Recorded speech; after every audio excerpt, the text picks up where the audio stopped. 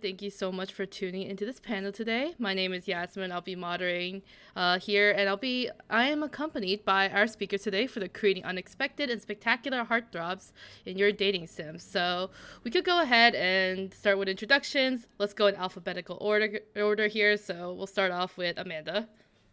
Hi, I am Amanda Gardner, and I am the narrative director at the Deep End Games. I am the writer of Perception, which came out in 2017. And as far as writing spectacular dateable characters, I just released Romancelvania, which came out just about a month ago. Very exciting. And I am a romance novelist. With a very big publisher, but I do not reveal details on that. So those are my details as far as I'll get.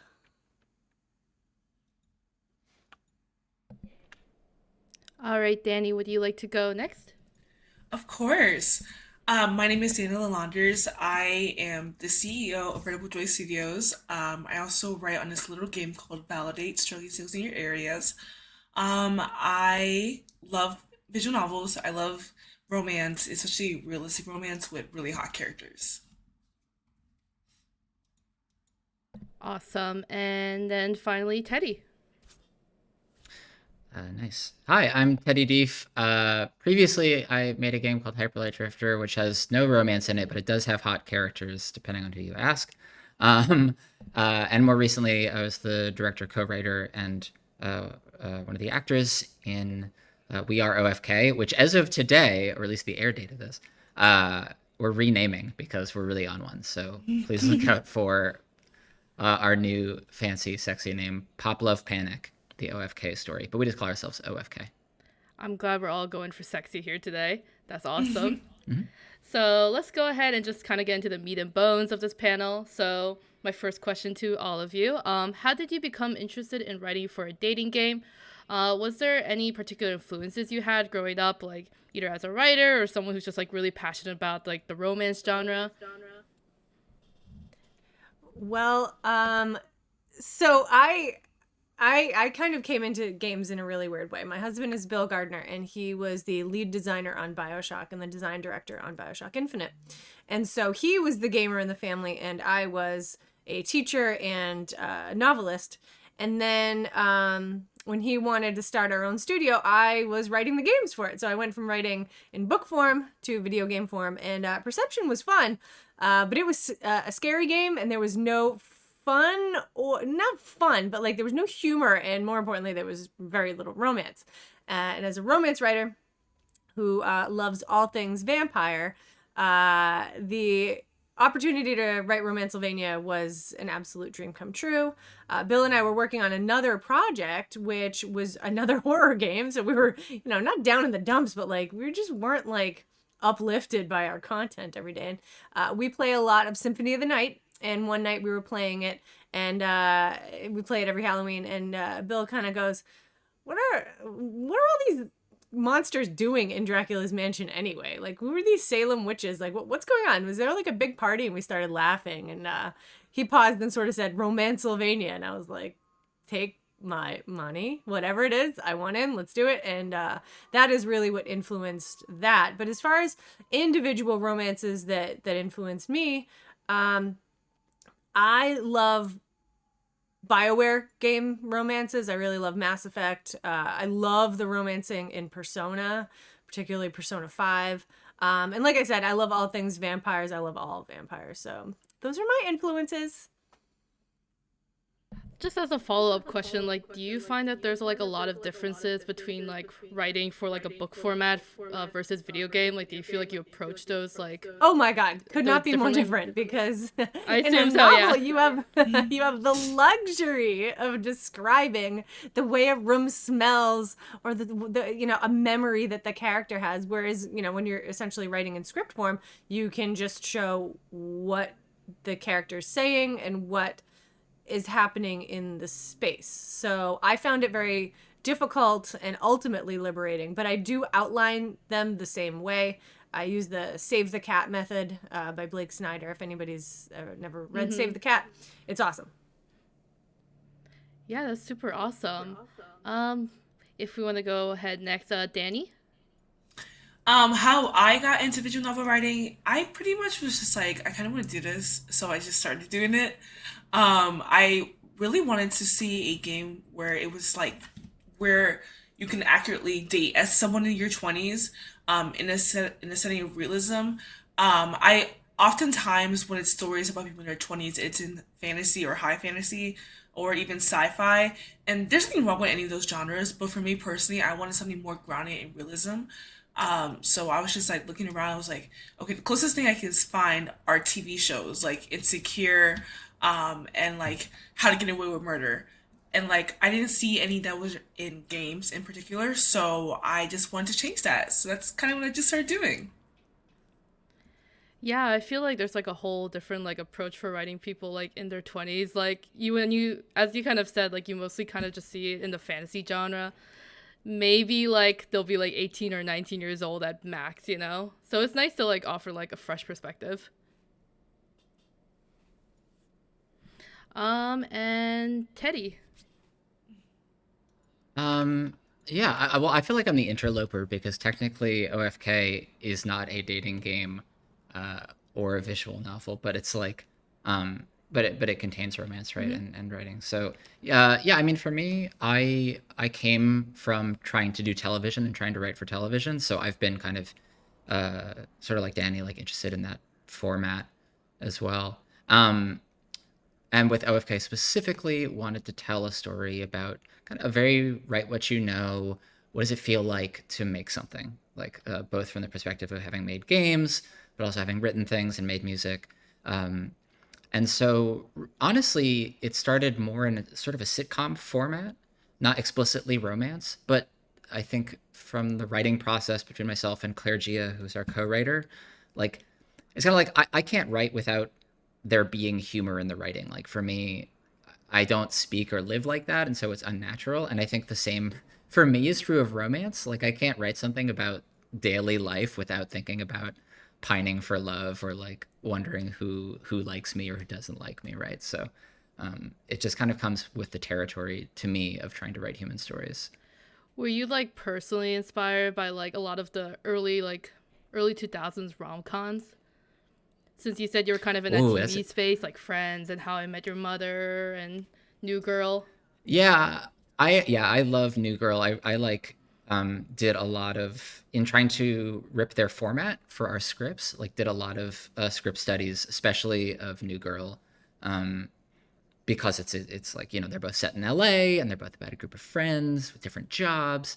Um, but I also am inspired by a lot of like high concept, way more like genre TV stuff, like shows that people either love or hate, like Lost or Oh, Battlestar, like these big oh my God, two of my ensemble favorites. casts. Oh, There you go.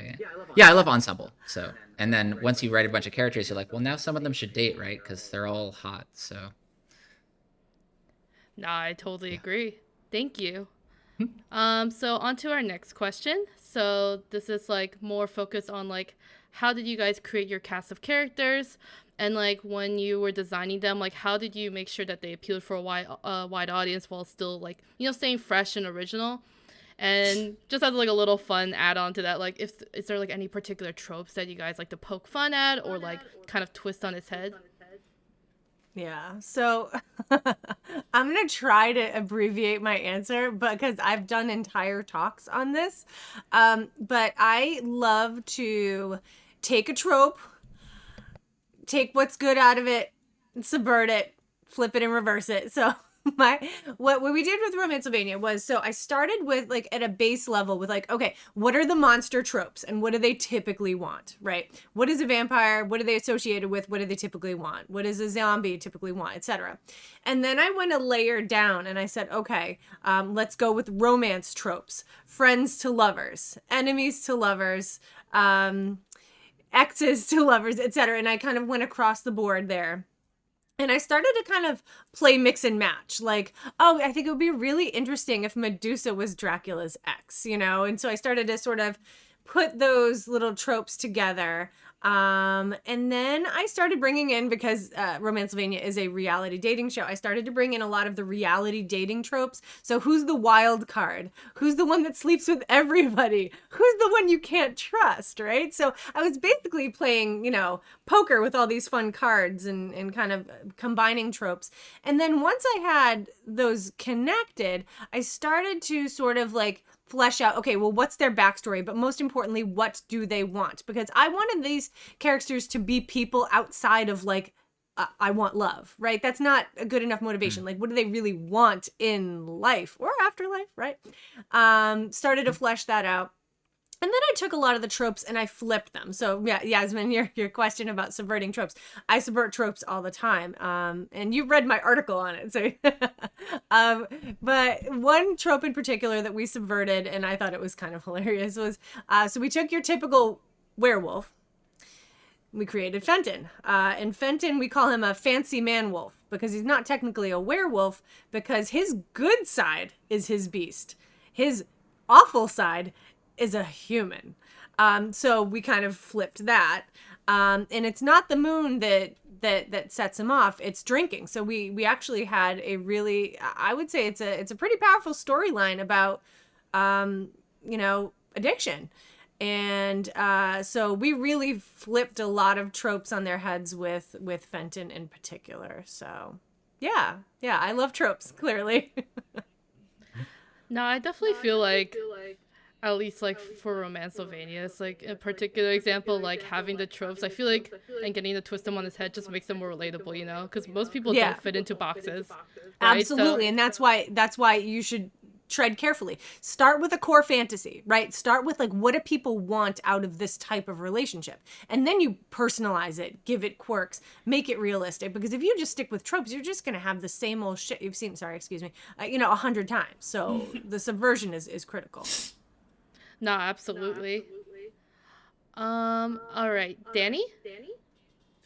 So for me, I really wanted to lean into tropes, but I also wanted to muted. like. Oops, I am muted. Whoopsies. Sorry, I forgot I was muted in here. For me, I wanted to lean into tropes, but I also wanted to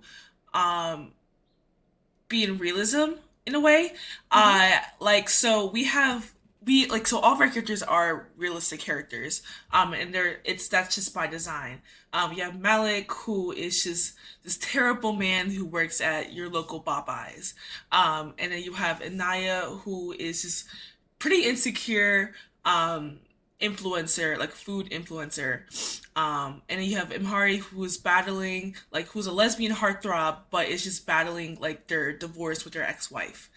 So we created these characters and we gave them this trope and we gave them this trope, but we made sure to not have the trope be their entire character, because as people we are tropes to some extent, but we go beyond our tropes. Like, yes, we may fit in this little box, but we are still like three-dimensional people. And that was like one of the biggest things with Validate. We wanted these people to be three-dimensional. We wanted these relationships to feel three-dimensional, to feel like real relationships, and real interactions, because that was just the goal of our game.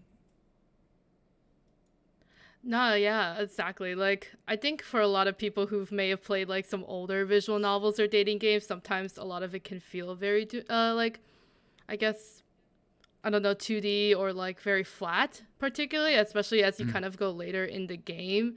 So it's kind of nice to have like, I guess, like a refreshing amount of like games that are kind of willing to like kind of take the trope and like, expand upon it, like kind of twist it on its head, like give us like perspective from like, someone that we may not like, personally experience in our life, but someone we can kind of relate to, Mm-hmm.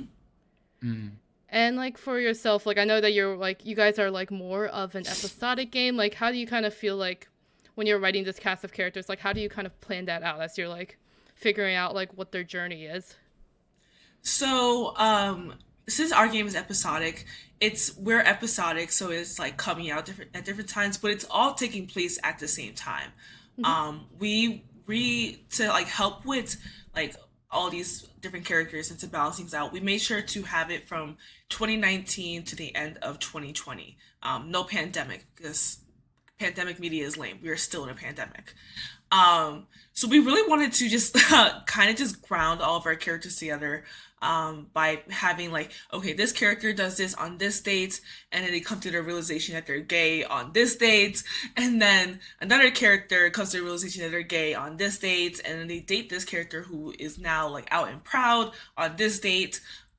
We made sure to like keep it really concise and really just like timeline, like chronologically, because if we don't, it's just like it gets so messy. We have 13 characters. I'm already fighting for my life. That's a lot of characters to manage. But I think that's great. That gives people a lot more choices. Mm-hmm. And then moving on, Teddy. It's me. Yeah, I feel like I'm like a marketing person's nightmare because I think as a director, I think about like concept and archetypes and audience, but as a writer, I just start from the perspective of trying to make people and wanting them to feel natural. Like I think to me, an appealing character, whether it's a wide appeal or not, is someone who feels genuine and has like a clear want and a clear journey over the course of the story, right? So usually I just start from writing some people and being like, okay, maybe base them on some archetypes. I'll start with like a list of multiple references, people I know or characters. I try not to base them on characters from other fiction. I try to base them on, I'll be careful when I say this, not base them on individual people I know, like to avoid breaking anyone's privacy or stealing anyone's like real lives. I'll usually get a list of like, oh, at least 3 people who I think fit into kind of like, oh, their characters remind me of each other. And this is the sort of person that will amalgamate into a character that I'm creating. And then as those start to take form and I learn about them and I try to think about what their goals might be or the journey they're going to go through, how they're going to change, right? I start to discover through that process how those goals of the different characters might conflict with one another. So from there, I usually also have been compiling a list of like goal moments or goal emotions where I'm like, I'll be really cool if 2 of the characters were in this scenario, or it'd be great if we gave the audience this sort of feeling at this moment in the story. And all these pieces start to plug into each other, you know, square peg into the square hole. Later on, also, like, I guess trying to avoid tropes or trying to avoid characters being too samey or being too flat.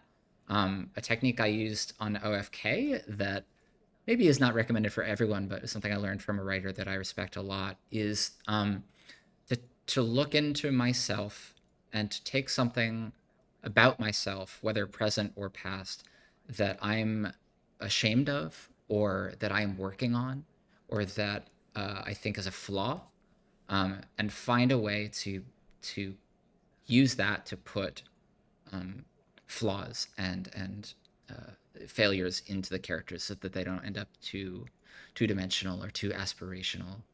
And I think as a result, to go back to the thing of tropes, and then I'll stop blabbing about this, that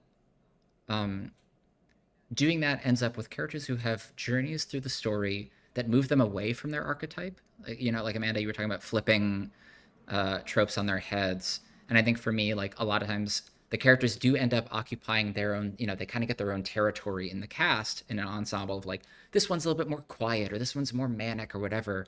And then usually because of that, a lot of the characters are moving away from their archetype to begin with, because usually I'm finding flaws that occupy that space, right? So if there's a character who's a little bit more stoic and quiet, like what is the harm that comes from them not speaking up about what they need or what they want or what they're thinking, and what trouble can that create for them, and how might they be moving away from their trope to open up more with their friends? Like that's their journey. That's awesome. Yeah.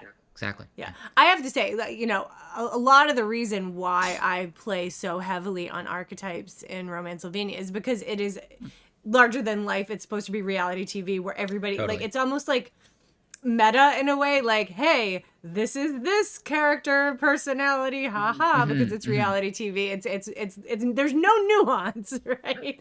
Except, no, that makes sense. I think, except, you know, like you said, like the whole point is to have that journey and to have that growth. And, you know, by the end of, you know, my Van Helsing character's journey, it's not, enemies to lovers, and that person, it's a completely different person at the end, and that, I feel like it kind of ties into Yaz's next question about, I think the next question was about motivations, right? Yeah, so the next question, I'll just go ahead and state it. So, and then you guys are free to answer it.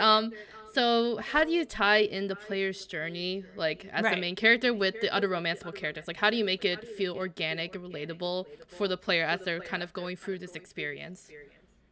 Yeah, Teddy's talk about composite characters, like when you take all those characters and combine them together. I just, I think that that's really such a smart thing to do in general. And I think it also helps when you're casting. I know that this is a tangent, but I just had to reply because I really like what Teddy was saying. I think it really becomes helpful when you start to cast for voices. To have those composite characters and those reference characters like filed away. It's just, it's invaluable, but I will get back to the question. I just want but before you do, I'll confess, because I should have been clear about this. A super important part of that process for me is that I actually did this because I was starting to share the character sheet externally, and I didn't want people seeing the names of people I'd been like thinking of. But a consequence was that I ended up sticking with that sheet and deleting the reference names from my own internal character sheets as they got developed, and it helped me to start to think of the characters as their own people and not as the references. That's a happy accident. At a certain point. Yeah. So good. All right, so the question about character's journey. So for me, for Romancelvania, one of the things that we talk about internally at the studio is the importance of motivation, and how a lot of times when we're watching a story, whether it's a game, whether it's a TV show, whether it's a movie, that's not resonating, Bill and I almost always look at each other and be like, it's the motivation. We don't know what they want. And I think that that's the problem with a lot of media lately, is you don't exactly know what a character wants. And so how can you really write an effective scene or an effective relationship or an effective anything if you're wishy-washy on what the character wants? So in Romancelvania, Drac just wants to get his life back together. He's been brooding for 100 years after his defeat, and he needs to get his shit together. But, he's very much stuck in the past, and we do all sorts of throwbacks to nostalgia, because nostalgia is such a big thing in video games, and how can we keep something we love but also move on and move forward and create something new. And so with Drac, the motivation is always, how can I move forward? And what I did with all of the characters is each of the romanceable, dateable characters in Romancelvania has sort of their own subplot line of like, what do they want out of life, not necessarily out of love. And it just so happens to dovetail in with the idea of personal growth. And so through each of these relationships that Drac can have, his 13 dateable characters, Drac learns something about themselves through dating someone else on their journey and seeing what their journey is. So Nefret is a pharaoh who can't slow down, because in her life, when she was alive, every single minute of her day was planned for her. And in her afterlife, she just wants freedom. And so the conflict between Drac and Nefret is, how do we have a relationship with somebody who doesn't want to slow down, right? And then Drac starts to reflect and think about what it meant to slow down and what it meant to reflect. And, so every single character's journey has an emotional consequence as you're dating the character, if that makes sense. So it always kind of comes back like, well, what's Vess's problem? Well, Vess is the commitment phobe because she literally is cursed and cannot love. And that's kind of the relationship of like, is this doomed, or can we work through this massive, massive blockade of issues? Can I love you even though I know I can't technically, quote unquote, end up with you? So every single arc goes back to Drac and what Drac wants, and also this character and what they want. Because when you look at a real relationship, you've got two people. A lot of times their goals align. A lot of times they don't, but you always learn something. So that was our approach. Yeah, like you always just like get some kind of like value, working together on a problem. Right, I guess that's the best way to put it. Yeah. I guess just to throw out like a bit of a more off the paper question for everyone here on that kind of note is like, is there a character that you particularly wrote that you felt like you personally related to a lot? Like kind of going back to what you were saying, Teddy, about how you put a little bit of like your inner conflict in the character. Is there like any of the romanceable characters or any of the characters that you particularly wrote in your game that you feel like, you know, a personal like, you know, I really connect with you, you know? And of course you love all your characters, but I'm sure there's one that, you know, really, you know, gets you, you know, personally.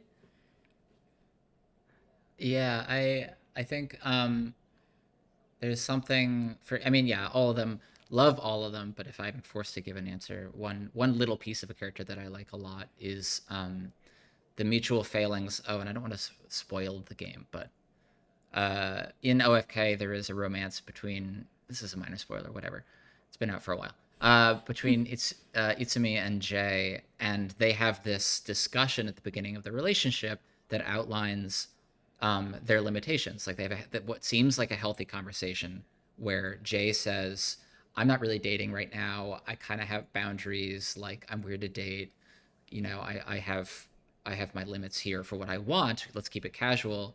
And then Itsumi being like more of an anxious person and being like, yeah, totally, like that sounds great, I can be cool with that.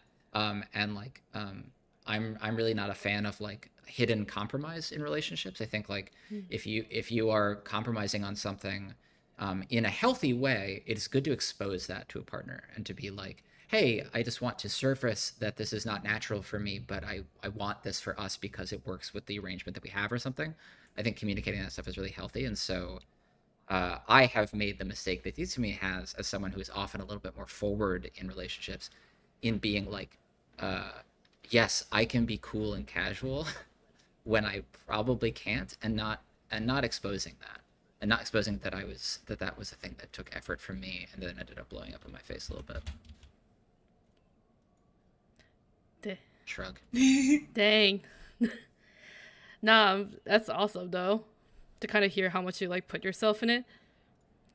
I mean. Yeah, I mean, I've also been on Jay's side. Like, you know, I think as much as we talk in both writing and in like, you know, in humanity, we all like to be like, oh, are you an anxious attached or an avoidant attached? Like that language gets really polarized, right? Same thing with when we talk about astrology or fucking Myers-Briggs or whatever. Like we forget that like these are just helpful tools and that no one is entirely one thing. And I've been both sides of that problem.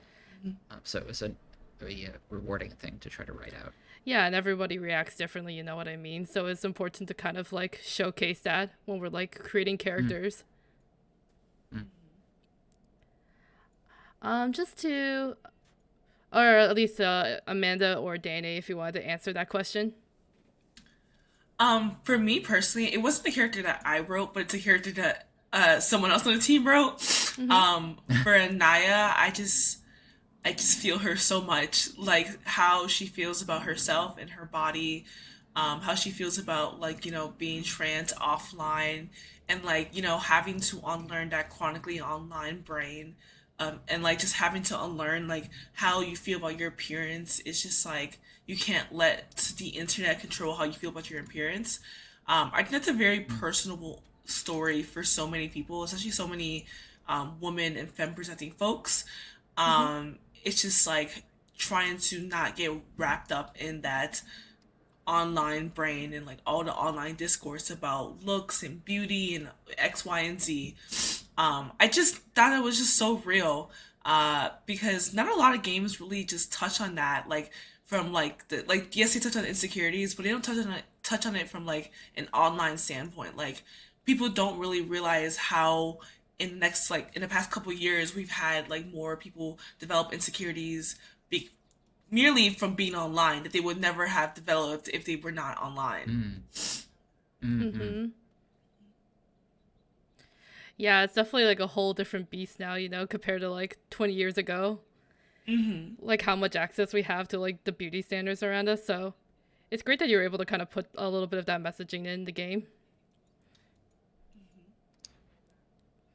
Amanda? Yeah, I wish my answer was as deep and serious, but it's not. I resonate with Fenton because of how much he loves books and cheese. Nothing wrong with books and cheese, you know what I mean? So one of the things that we try to do with Romancelvania is you have the option to befriend these characters as well. You don't have to date them. You don't have to romance them. You don't have to whisper sweet nothings. You can literally just hang out and, in Fenton's case, talk about books and cheese. Some of my favorite lines just were me riffing as Fenton, talking about the finer things in life, man. And for me, that is a good story and, a nice camembert. I don't know. So I really like befriending Fenton just for that reason.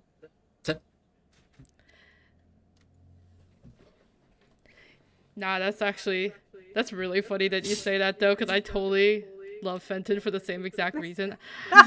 You know what? We should have a little book club cheese night. That's what I'm saying. I know. I go to cheese shops like every time I visit a new city. That's how obsessed I am with like eating cheese. It's really funny. I love it. I love it. Let's go ahead and like backtrack a little bit to the question regarding the player's journey. If either Danny or Teddy wants to take up on it, since I know we didn't get to like go to you guys about this. I think I already like touched on the player's journey about how it's on a timeline, and since it's episodic, you kind of pick up on different points of the timeline. So so you play as if for the folks who haven't played Validate yet, which is kind of strange because you should be playing Validate. But if you haven't, you play as one of our preset characters, and you're basically playing through their life throughout the span of 2 years. So as the playable character, you have a chance to romance/friend 5 other characters, and you basically see how their life changes if you romance these characters or if you decide to just be friends and X, Y, and Z. So that sounds really complicated when you have 13 other characters, but we made sure to write it in such a way where each character feels like their own person, and then each character are not reliant on other characters to move forward. But they're not. Like, you can play through all these routes, and then you don't have to know anything about a single character that they date unless you play through their routes. Validate is an isolated experience where you can get your enjoyment if you play 1 route or 10 routes. No, I love that because I know personally when I play some games, sometimes I just want to play that 1 route, you know? I'm like, there's that one character I need to like experience, you know? Do you find like that like writing these isolated experience, you said like it makes it a lot easier for you, right? Just to like kind of like manage like the casting, like, so when they do like kind of overlap a little bit, is it like in any significant like story beats, or is it kind of more just like they happen to like know each other?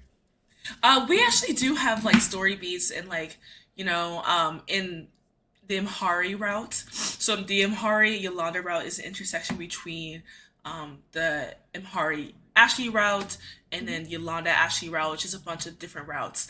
And all the behavior that Imhari has shown so far had led to her interaction with Imhari and Yolanda, where basically every woman in this game confronts Imhari for being a player and hurting all of them. We have moments where all these characters are interacting because, when you're dating 13 other people talk.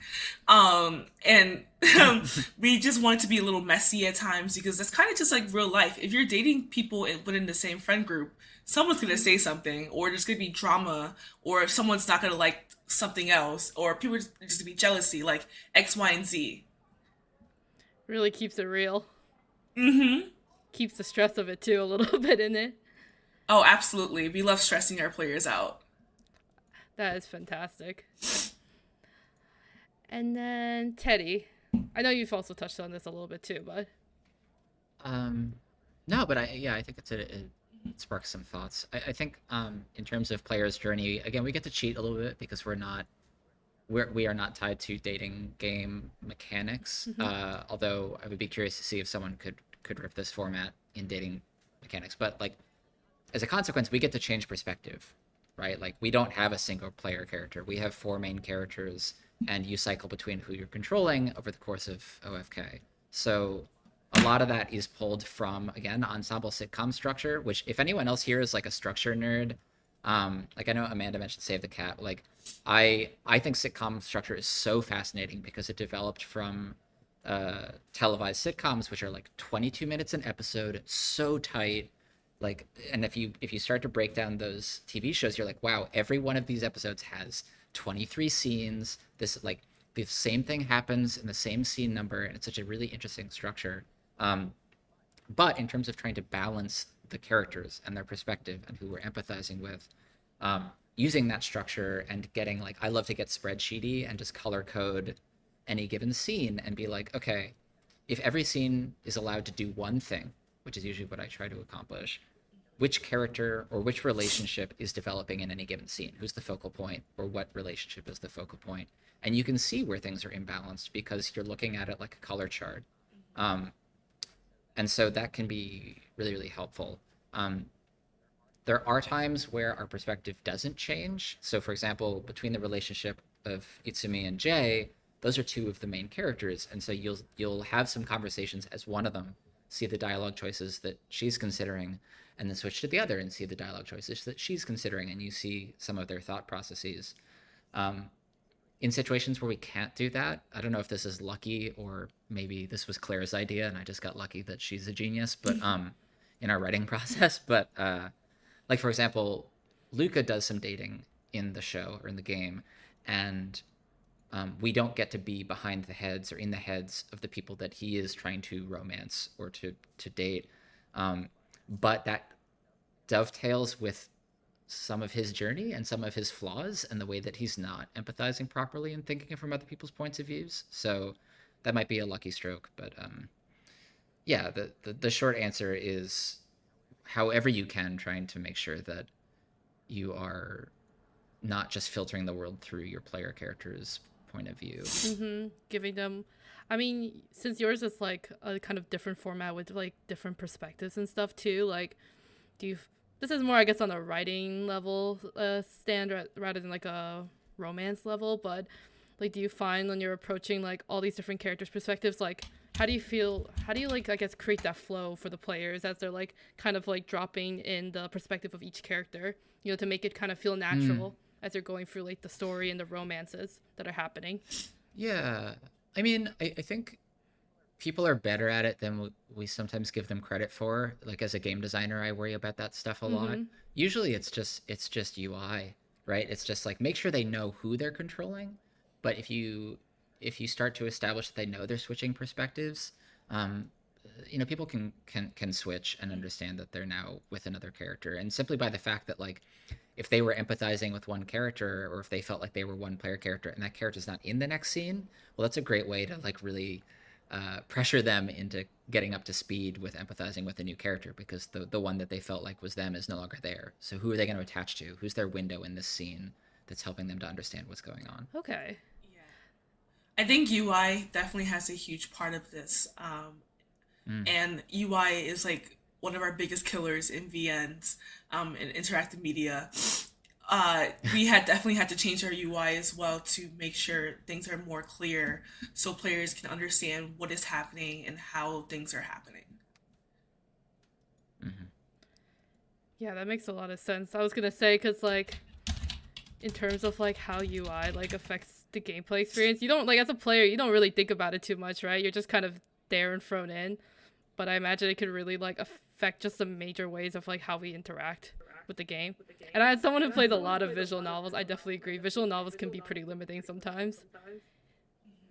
And unclear. What is that? I think there's an adage that's like, you don't notice good UI. Yeah.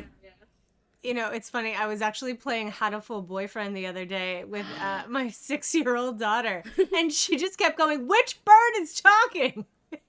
And I was like, "True, Winnie, which bird is talking?" And, you know, it wasn't clear.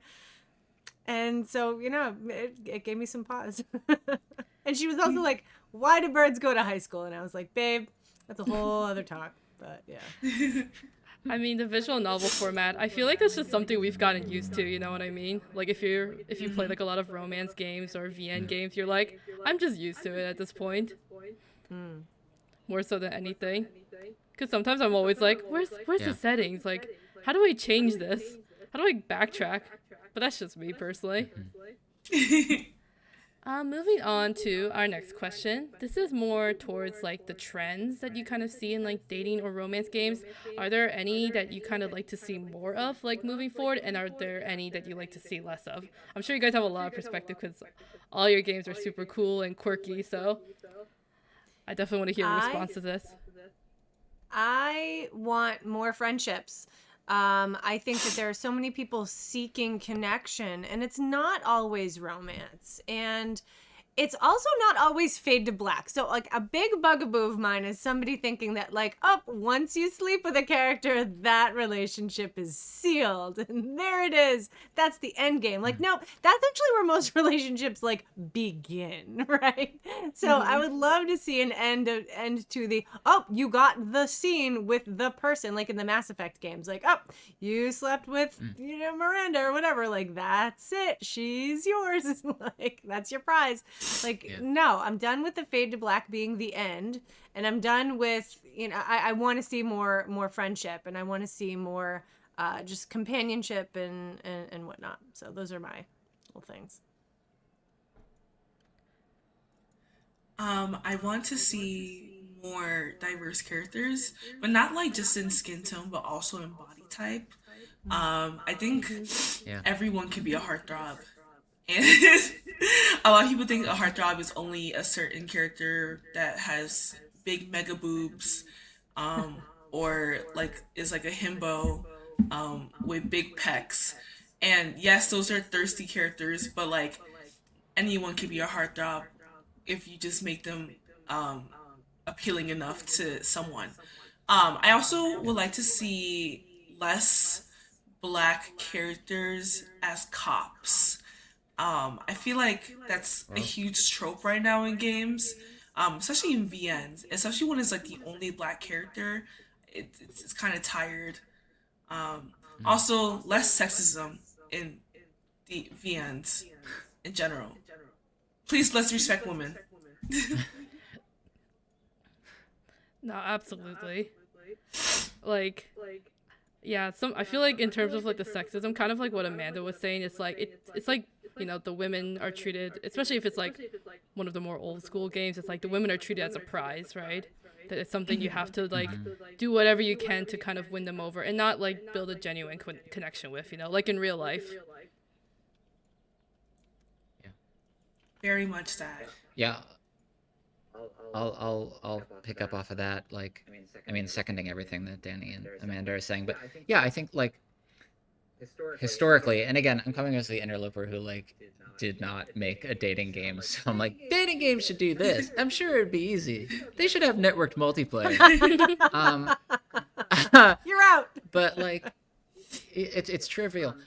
No, but I think like fundamental to like at least the history of dating game genre and to video games, like Amanda referenced Mass Effect, is like dating or sex or romance treated as a reward, treated as a prize, is like not only two-dimensional but often sexist, often boring, and also like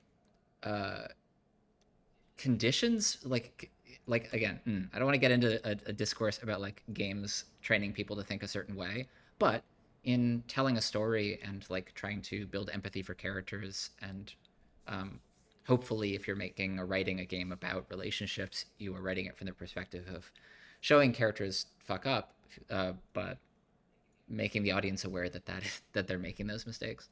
And I think, looking at dating as a reward, sex as a prize, or sex as an end game is a huge problem, especially in a culture where like, man, historically in my past, I've tried the dating apps thing, and dating apps actually have the same problem and the same dynamic that they build into how we look at people, where like you are meeting people who are potential romanceable people, and sometimes it can condition people to like when they meet think like, are we going to get the prize? Are we going to have a relationship or whatever? Mm-hmm. And I think, I don't know the cut and dry solution for that, but I would love to see games that are using the mechanics of dating games and using some of the flow of dating games to, like Danny and Amanda have already said, like to talk about friendships or relationships that don't end at having sex for the first time, or relationships that don't end after they're no longer romantic, right? How do you deal with a friendship with someone, or walking or not having a friendship with someone after a relationship? Just like getting more fluid and looser with these, and maybe finding another way to reward the player, like finding another outlet for reward that isn't. And again, I'm sure there are a lot of dating games that are doing this right now, right? But like to be like the romantic relationship is not the reward. Sex is not the reward. These things can happen in the course of the story and in the choices you make, but hopefully the payoff for the player is not just that. Well, it also implies that all of these characters are willing and able to have sex with you, and that's not the case. You know, in Romancelvania, there are several characters that will not have sex with you, and they're not treated as prudes. They're treated as that's just part of this relationship. Like, Vess can't be physical, and that's fine if that's the route you choose. And, you know, we tried to make a very sex positive game. Like, we have several kinky characters, and at no point does anybody, you know, is there any kind of like slut shaming or, you know, whatever. But like, I think that when we look at dating games, we need to look at obviously the ideas of consent and the ideas of, you know, like Teddy was saying, like the sex is not the reward. It happens to be a thing. Like, let's talk about meaningful connections. Yeah, I mean, even like when we look at like the big AAA games out right now, like they're not like, I mean, if you think of like The Last of Us or God of War, for example, like we're in it for the emotional payoff of like, you know, like a father and a son, or a father and like, you know, a pseudo daughter, right? So I feel like that we can take that kind of similar approach with like dating games and like create like, you know, a lasting connection between the player and like whatever characters, if whenever they're romancing them or befriending them, or, you know, they just want to have some fun times with, you know, they're all meaningful connections. Take Firewatch, for example. They never even meet, and that couple lived rent free in my head for like 6 months. They never even met face to face. Why can't we take a cue from AAA games and make all our stories about dads? They already did that. I know. That game was super popular in my high school, so people want dads. People do want dads. When will someone make a game named As the Father of a Daughter, I? That's common. Sorry, I am throwing shade if anyone can. So we are kind of reaching the end. I'll go ahead and kind of let you guys, if you guys want to do like any like final last words about like your game, do a little shout out, you know. This is kind of your opportunity to do so, and then we'll go ahead and close the panel since we're hitting that 45-minute mark. All right. Well, yes, thank you for doing this. This was so awesome. So yeah, Romancelvania is out now. It is on PS5, Xbox Series SX. It's on EGS. It's on Steam. It will be coming out on Switch and PS4 at some point at a later date. But if you like hot monsters, reality dating shows, it's basically The Bachelor with Dracula. So check it out. Check out Validate. It came out last year, actually. It came out in September of last year, but it's still really good. You can find Validate on the Switch, Xbox, and PC. We're coming to PlayStation in the near future. Whenever they want to give me money to go on that platform. Just kidding. And check out Validate, everything Validate at validategame.com.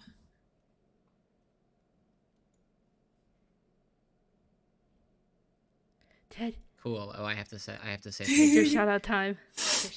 I'm so. You think I'd be better at pitching our own stuff now? Yeah, check out OFK. I call it OFK for short, but the new title is Pop Love Panic: The OFK Story, and it's about the band OFK. So it is a story about what we risk to chase our dreams, to try to make something and just get it out, and what thrives for that struggle. It's out everywhere. It's out on Steam. It's out on Epic. It's out on Switch, and it's out on PS5 and PS4. And if you like pop music, if you like being sad and sometimes being less sad, if you're someone who makes anything, if you make games or you write or you make TikToks or you post on Instagram, like you've experienced the stress that comes from trying to make something and the work that goes into it and the emotions around it. And that's what OFK is about. You can check it out at ofk.cool. That is a cool domain URL. OFK.cool. It's People true. are going to have to remember that one. All right. We're just then, yeah. Thank you guys so much for being here with me and, telling me like all about your guys' like cool games, your guys' writing process. Lots of really good info, especially for any aspiring romance writers or anyone kind of looking to work in games. But yeah, thank you guys so much.